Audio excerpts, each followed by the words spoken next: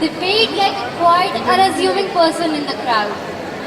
A nice person who wouldn't seem like they could even harm a fly, shoot a gun, or slash with a knife. But oh body they will, and with a cold as hell, energized accuracy. They wait to be activated, to kill, slaughter, and unleash crusade in society, so the demons can bury in their graves, and a new leader can emerge as savior of humanity. A savior of humanity, whom they say can bring a new order out of the chaos. So with this note, I present before you Triple IT home team drama, The Awakening.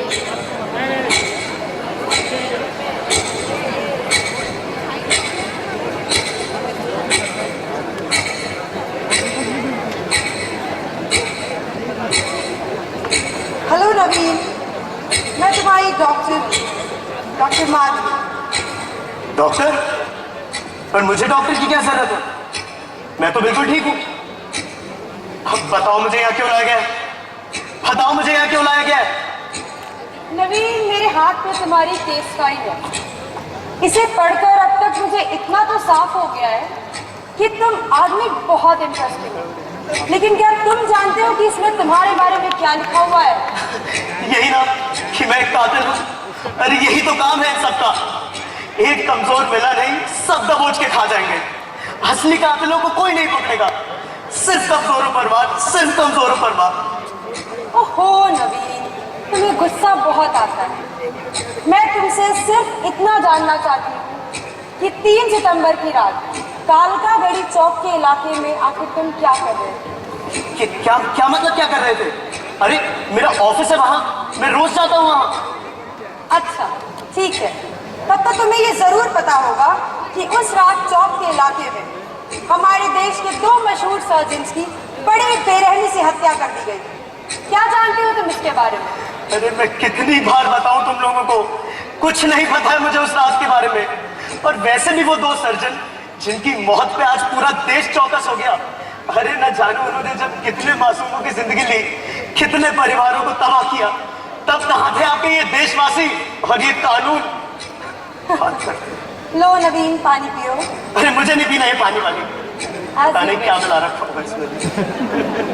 नवीन, तुम्हारा ये चिड़चिड़ापन ये जायज है, लेकिन यूं कानून को अपने हाथों में ले लेना ये कहाँ का इंसाफ हुआ? अरे आप क्यों नहीं मान रही हैं? मुझे कुछ नहीं पता है। आप में इल्जाम लगाए जा रही हैं। कुछ नहीं पता है डॉक्टर मुझे। अबे डॉक्टर, जब खून मैंने किया है तो इस मासूम को क्यों पूछती है? मुझसे पूछ, मैं दूंगा तेरे हर सवाल का जवाब। बताओ मुझे, क्यों किया तुमने ये सब? कैसे मारा? सब कुछ बताओ मुझे। वो दोनों सर्जन बेचारे गरीब और उन लोगों की जिंदगी को मजाक समझते थे, उनकी जिंदगियों से खेलते थे। अरे अपने फायदे के लिए किसी की किडनी, किसी का लीवर निकाल लेते थे और फिर कहते थे सॉरी मैं नहीं बचा पाया, सॉरी।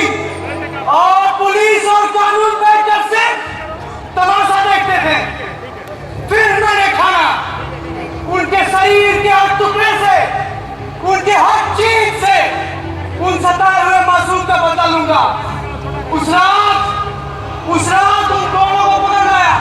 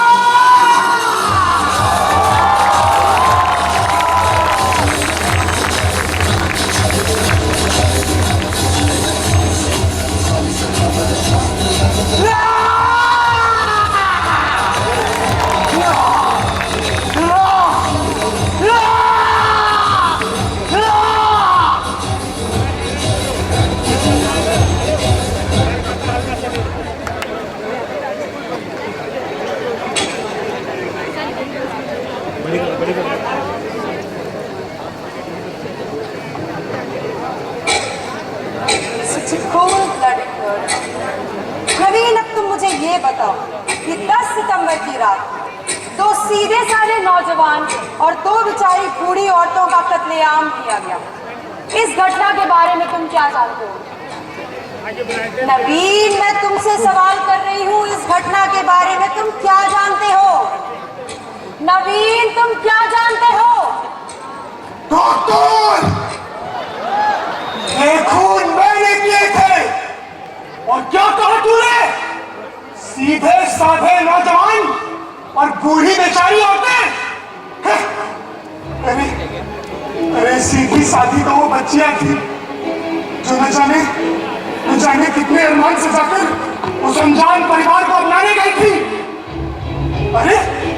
अरे क्या एक शादी का आज फिर दहेज होता है? अरे शादी तो प्यार और भरोसे की बुनियाद पर टिकी होती है। लेकिन उन जालिमों ने उन्होंने ये कभी नहीं समझा। उन्हें तो बस एक ही जवाब आता था कि और लाओ और लाओ और लाओ। और तब तक मांगा जब तक उन बेचारियों के पास देने को अपने प्राणों के अलावा कुछ न बचा।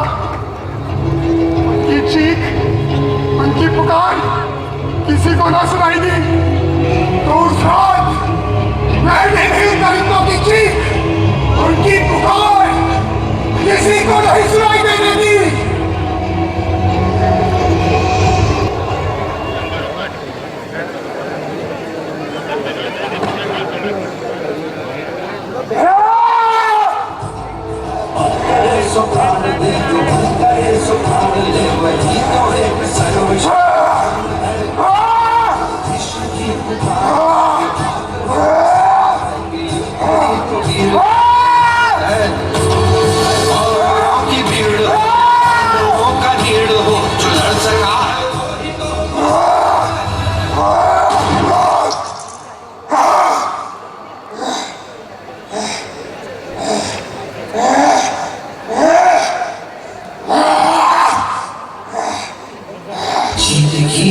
नहीं किसी पे कोई वश नहीं, क्या जिंदगी है कोकरों में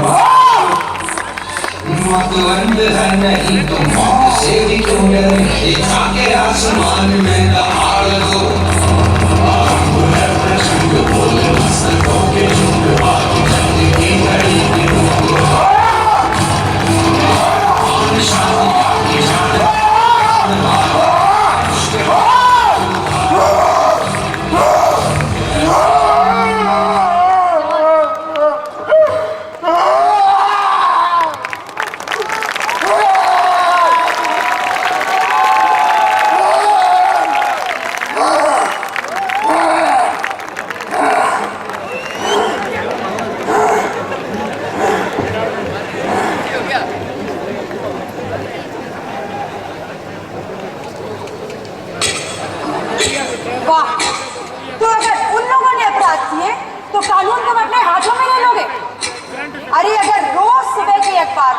अपराधियों के बारे में पढ़कर पूरा देश चाकू छुरा उठाने लग जाए, फिर तो हो गया इंसाफ।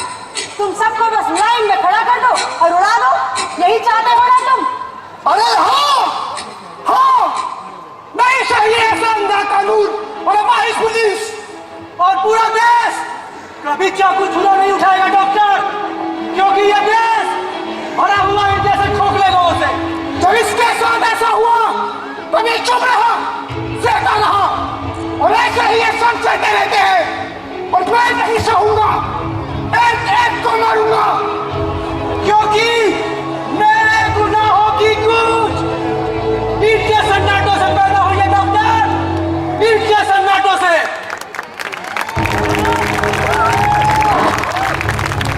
क्या हुआ था नवीन तुम्हारे साथ? देखो नवीन, तुम्हें अपनी जिंदगी के हर एक पहलू का खुलासा मेरे सामने करना होगा, तभी मैं तुम्हारी मदद कर सकती हूँ। अब तक मुझे इतना तो पता चल ही गया है कि तुम्हारे साथ ऐसा जरूर कुछ हुआ है जिसने तुम्हारे ऊपर एक गहरा जख्म छोड़ दिया है। बताओ मुझे नवीन, तुम्हारे साथ क्या हुआ था?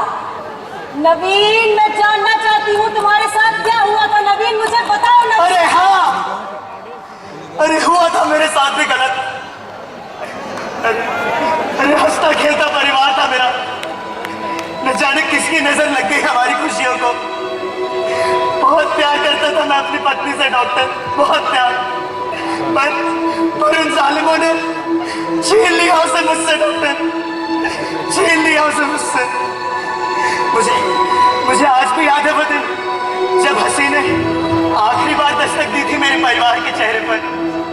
मेरी माँ रोज की तरह शाम का पाठ कर रही थी। मैं ऑफिस से आया ही था कि तभी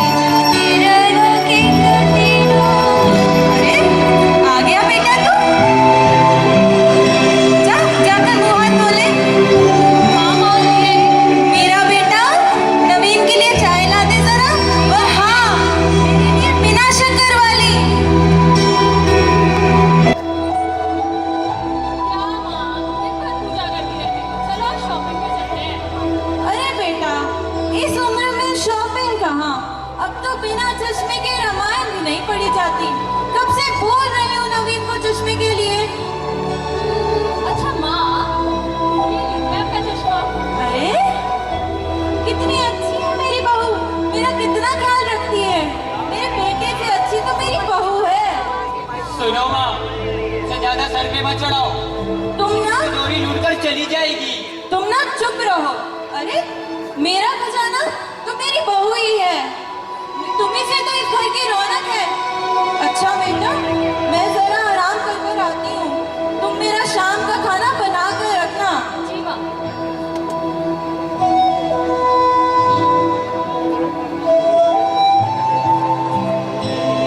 सुनो, क्या है? वो मैं कह रहा था, क्या कह रहे थे? क्या दिन भर काम करते रहती हो? चलो ना कहीं बाहर घूम कर आते हैं। अरे आज बहुत काम है और आपको तो हर वक्त बस। अच्छा, माँ के साथ शॉपिंग, अरब बहाना। अच्छा 5 मिनट रुक जाओ, मैं तैयार होकर आती हूँ। तैयार होने के लिए कुछ नहीं, तुम वैसे ही बहुत अच्छी लगती हो। अब चलो। अच्छा बाल तो ठीक करने दो। कुछ बाल वाल ठीक नहीं करोगे, चलो।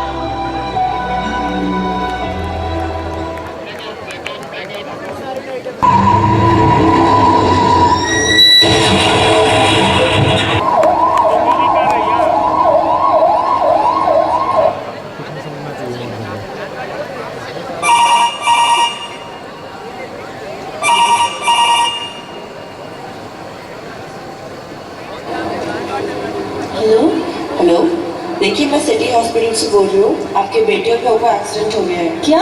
ये क्या बोल रही हैं आप? जी हाँ, आप जल्द से जल्द हॉस्पिटल पहुँचिए। मैं आ रही हूँ डॉक्टर, मैं आ रही हूँ। हे बाबा, माँ हमारी मेरा कुछ नहीं होगा। माँ कुछ नहीं होगा बेटा, भगवान है ना, वो सब ठीक कर देगा। डॉक्टर साहब कहाँ है? डॉक्टर साहब हमारी मीरा को बचा लीजिए। कुछ नहीं होगा मीरा को, आप लोग ध्यान रखिए। हमारी मेरा कुछ नहीं होगा, चाहिए। कुछ नहीं होगा। डॉक्टर साहब काम कर रहे हैं, आप बाहर बैठिए, वेट कीजिए। हेलो, हाँ, अरे मेरी बात तो सुनो। तुमने तो कह दिया किसी की भी किडनी निकाल लो। ये काम इतने आसान नहीं होते। तो मैं क्या करूं अगर तुम्हारे कनाडा वाले क्लाइंट्स भाग गए तो? जैसे तुम्हारे पास फिरंगियों की कमी है।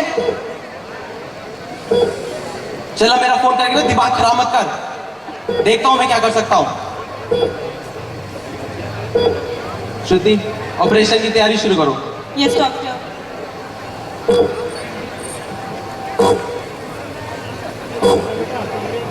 डॉक्टर इसके तो सर पे चोट है ना, आप पेट में क्या ऑपरेट कर रहे हैं? मैं इसकी किडनी निकाल दूं। किडनी? पर डॉक्टर क्यों? ये गलत है, हम ऐसा नहीं कर सकते। चुप रहो तुम। इंटर्न हो, इंटर्न की औकात मत भूलो। और ये जो तुम अपनी हिपोक्रेटिक ओथ लेके आते हो ना कॉलेज से, कुछ फायदा नहीं होता इस प्रोफेशन में आगे बढ़ने के लिए। पर सर मैं तो सिर्फ इतना कह रही हूँ कि हम ऐसा नहीं कर सकते। बाहर इसके घर वाले हमसे आस लगाए बैठे हैं। चुप, बिल्कुल चुप। और वैसे भी इस केस को जिस सर्जरी की जरूरत है, ये टीचर लोग अफोर्ड तो कर पाएंगे नहीं। ये तो मरेगी, आज नहीं तो कल किसी सरकारी अस्पताल में मरेगी। पर सर चंद पैसों के लिए हम इतना कैसे गिर सकते हैं? चंद पैसे तुम्हें पता भी है कितने की बिकती है कि किडनी इंटरनेशनल मार्केट में? जब लक्ष्मी दरवाजा खटखटाती है ना तो मुंह नहीं फेरते।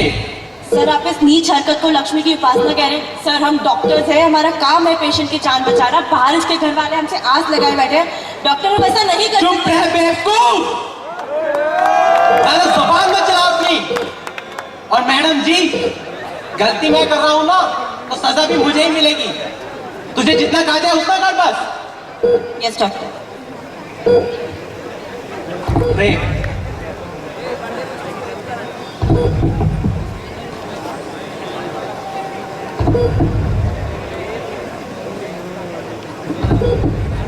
और एक बात याद रखना, ये बात इस ऑपरेशन थिएटर से बाहर गई ना, तेरा करियर शुरू होने से पहले खत्म कर दूंगा मैं। Yes doctor. साहब हमारी मीरा कैसी है? आई एम सो सॉरी, हम आपकी बहू को बचा नहीं माँ, मीरा नहीं बच सकता माँ, मीरा नहीं बच सकती माँ। मीरा, मीरा, आंखें खोल मीरा, कुछ बोलती क्यों नहीं? मीरा, मीरा, मीरा, माँ ये कुछ बोलती क्यों नहीं माँ? हमें छोड़ के चला चुकी है। नहीं माँ,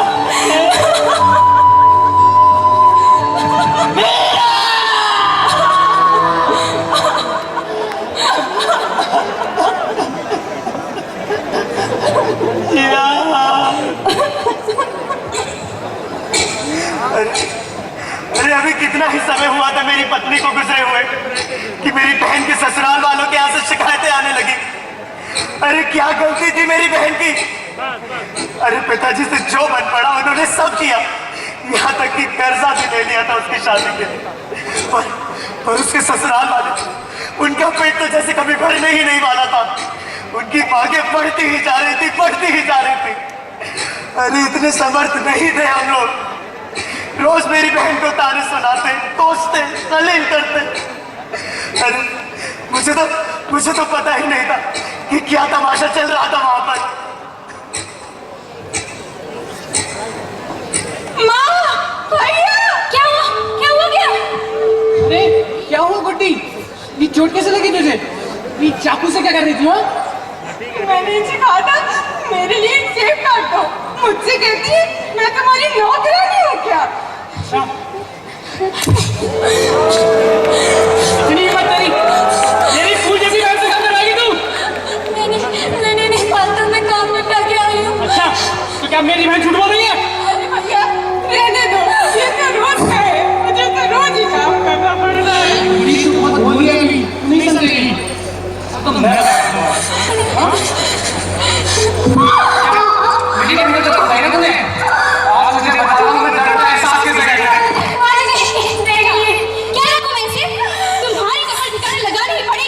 अरे छोड़ो माँ, सुबह से अपने भाई के लिए पकवान बना रही हैं, मुझे तो कुछ खाने को भी नहीं दिया। अच्छा, ये 56 भोग अपने भैया के लिए बनाए जा रहे हैं। और मैंने जो तुम्हारे भाई को 1 लाख रुपए अकाउंट में डलवाने के लिए कहा था, सो तो उससे हो रहा नहीं। आज आते मुफ्त की दावा कराने, भिखारी कह के। माँ जी, आप मेरे बारे में कुछ भी बोल लीजिए, पर मेरे परिवार वालों को कुछ मत कहिए। भाभी की मौत के बाद टूट चुके हैं मेरे घर वाले। आज मेरे भैया मुझसे मिलने आ रहे हैं, उनके सामने कोई तमाशा खड़ा मत कीजिएगा। अब तुम्हें ये सब तमाशा लग रहा है? शादी के वक्त तो बहुत अच्छा रहते हैं, लड़का विदेश रहने वाला है और अब पैसे देने नहीं बनता। माँ जी, शादी के वक्त तो आपने भी नहीं बताया था कि विदेश जाने के पैसे मेरे पापा भरेंगे। और कैसे बताइए आप, इतने खुददारी भी नहीं कि अपने शौक अपने पैसों से पूरे कर सके। क्या बोली तू? क्या बोली तू? तुझे मेरी खुददारी, समझ से बात तुझे?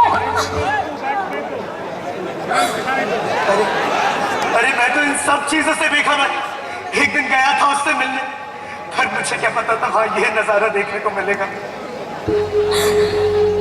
गुड्डी, भैया मुझे ले जाइए, भैया मुझे ले जाइए यहाँ से।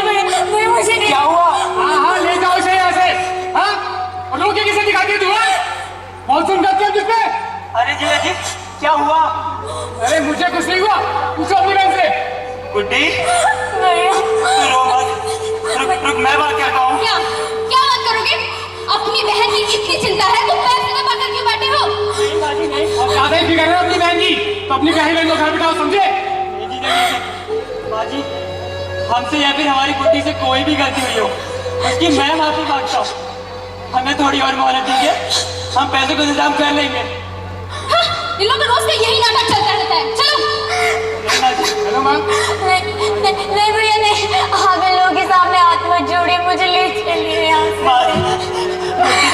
ये ससुराल में तेरा घर है और बाहर समाज तुझे जैसे जीने नहीं देगा। मैं पैसे का इंतजाम करके आऊंगा गुड्डी। भैया मुझे ले चलिए भैया यहाँ से, मुझे ले चलिए।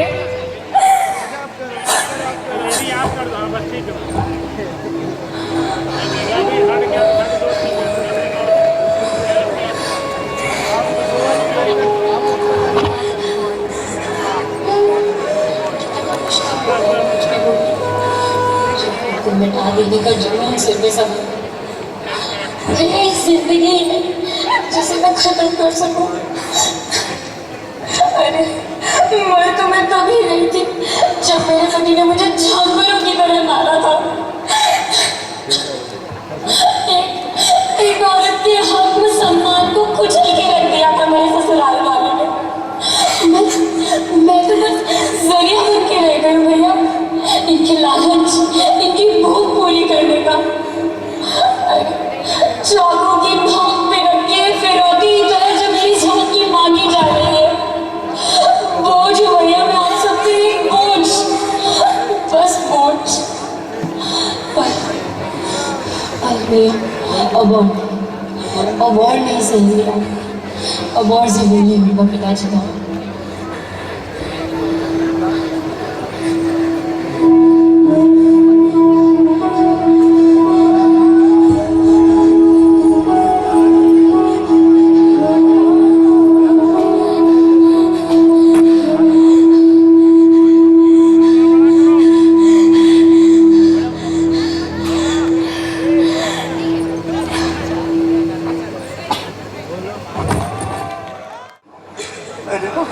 छोड़ गई मेरी बहन, मुझे छोड़ गई। मैं समझ सकती हूँ नवीन कि तुम्हारे साथ कुछ लोगों ने बहुत गलत किया है। क्या क्या कहा आपने? कुछ लोगों ने? कुछ लोग नहीं डॉक्टर, इस बीमारी की चपेट में तो पूरा देश आ चुका है। अरे आदत बन गई है अपनी जिम्मेदारियों से भागने की। गरीब कमजोरों की जान से खिलवाड़ करने में तो मजा आने लगा है सबको। इस बीमारी का सिर्फ एक इलाज है डॉक्टर, उन सब गुनहगारों को उन्हीं की लगाई आग में राख करना पड़ेगा। जैसे को तैसा देना होगा डॉक्टर, जैसे को तैसा। नहीं नवीन, ये सही नहीं है। अगर हम उनके साथ वैसा ही सलूक करेंगे, क्या फर्क रह जाएगा उनमें और हमें? पर आप ये सब मुझे क्यों सुना रही हैं? अरे मैंने आज तक कुछ गलत नहीं किया। अरे क्या कुछ नहीं हो गया मेरे साथ, पर आज तक इंसाफ मिलने का इंतजार करता हूं मैं डॉक्टर, आज तक। नवीन, अब तुम भी एक बात समझ लो कि ये सारी की सारी हत्याएं तुम नहीं की है, और तुम ये बात जितनी जल्दी समझ जाओगे तुम्हारे लिए उतना ही अच्छा होगा। ये क्या बकवास कर रही हैं आप? अरे मुझे पहले ही समझ जाना चाहिए था, तुम भी उन सबसे मिली हुई हो ना। नवीन, मैं सच कह रही हूँ, वरना ये बताओ कि कत्ल की दोनों रातों पर तुम्हारा वहां पे पाया जाना ये क्या दर्शाता है? अरे मैं पहले भी बता चुका हूँ, मेरा ऑफिस है वहां डॉक्टर। ऑफिस?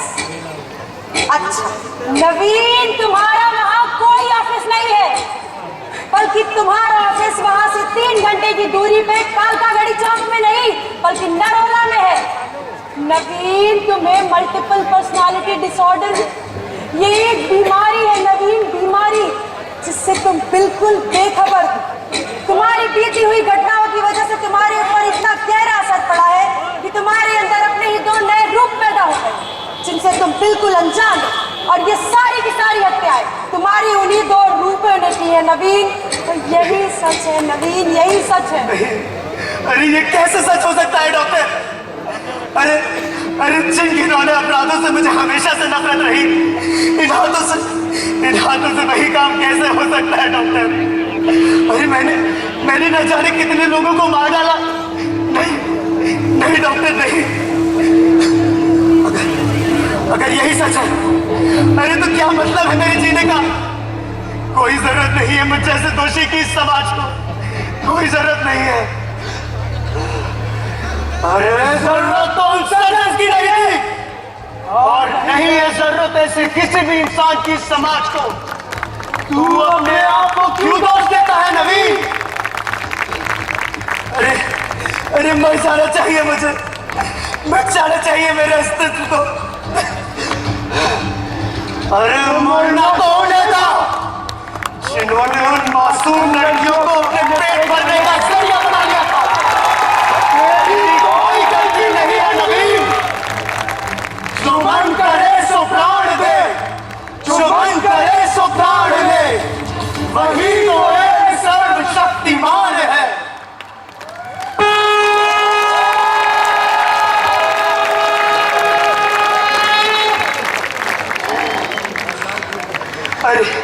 अरे कितना गलत हूं मैं, ये क्या है वाहियत कर दी मैंने, कितना गलत हूं मैं, कितना गलत हूं। अरे गलत तो ये सारे हैं जो ये सब देखते हैं अपनी आंखों के सामने। अरे इनके सामने रोज कोई रानो तिल तिल कर मरती है और ये देखते हैं। अरे रोज कोई मीरा समाज के भूखे बेड़ियों की शिकार बन जाती है और ये देखते हैं। अरे इनके सामने रोज बलात्कार, भ्रष्टाचार, छेड़छाड़ सब होता है और ये देखते हैं, बस देखते हैं। अरे कब इन आंखों में कर्तव्य की लौ जलेगी? कब? आखिर कब?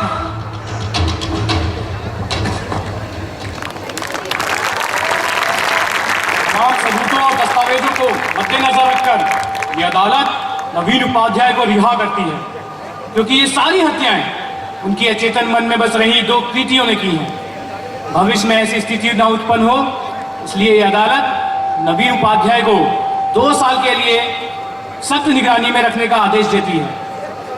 Case dismissed.